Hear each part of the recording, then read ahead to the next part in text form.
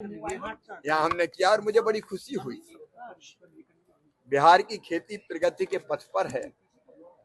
आज किसानों से संवाद में हमारे प्रगतिशील किसानों ने यहाँ फलों की खेती, फूलों की खेती, सब्जियों की खेती, प्राकृतिक खेती, जैविक खेती, जिसमें लागत भी कम है और प्रॉफिट ज्यादा होता है और उत्पादन भी गुणवत्तापूर्ण होता है, आज उसकी चर्चा भी यहाँ पे की।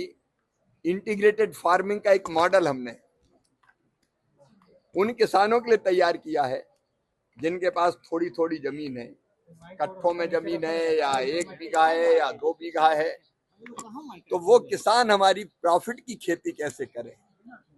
इसके लिए केवल अनाज नहीं, अनाज के साथ साथ फल, सब्जी, पशुपालन, मछली पालन, बकरी पालन, मुर्गी पालन, बतख पालन, मधुमक्खी पालन, अलग अलग तरह की कई गतिविधियां करें।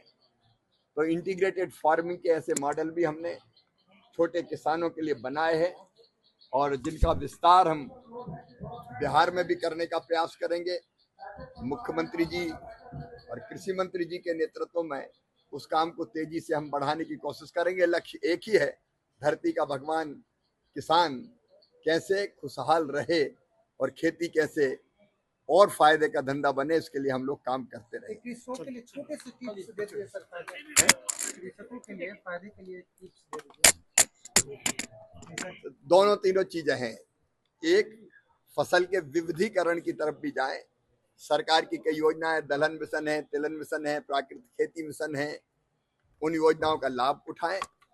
और एक और निवेदन करता हूं कि संतुलित खाद अपनी फसलों में डालें। कई बार ज्यादा केमिकल और फर्टिलाइजर फसल को खराब करता है और विविधीकरण का मतलब यह है कि फलों की खेती, फूलों की खेती, सब्जियों की खेती, औषधि खेती, इस दिशा में भी आगे बढ़े और किसानों के समूह बन के अगर मार्केटिंग ब्रांडिंग के काम करेंगे तो मुझे लगता है कि वैल्यू एडिशन भी कर पाएंगे अपने कच्चे उत्पाद का और खेती में ज्यादा लाभ प्राप्त कर।